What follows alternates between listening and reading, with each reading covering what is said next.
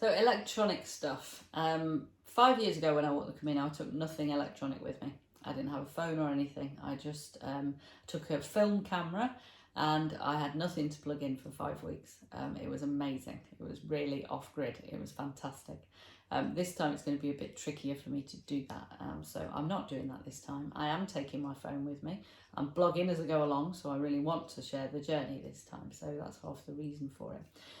But in terms of other electrical gear that you will need, I have my power pack. So it is that charges your phone about 4 times, but most nights you can go to somewhere, you're staying in Alberga and there's a plug next to your bed, you know, so you don't need to worry about having, you know, days worth of power.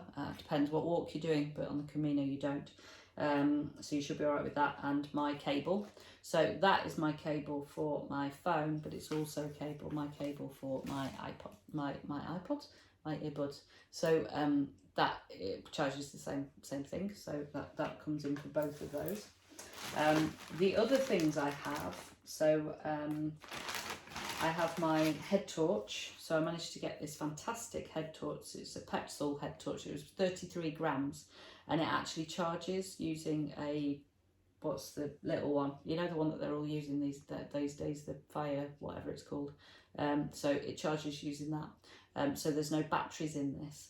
And I would highly recommend a head torch if you are, you know, sometimes you might need it to go to the loo in the middle of the night in a hostel. I tend to start walking in the dark. I quite like walking in the dark, and this one is a 200 lumens one. I didn't know what that meant, but basically it means it's quite bright. And it's bright enough to light the way if I want to walk in the dark. So I've tested that out and that works. So I've got that, and I've also got the charger for it. So this is the charger for that. So that also charges my power pack. So that covers 2 birds with 1 stone.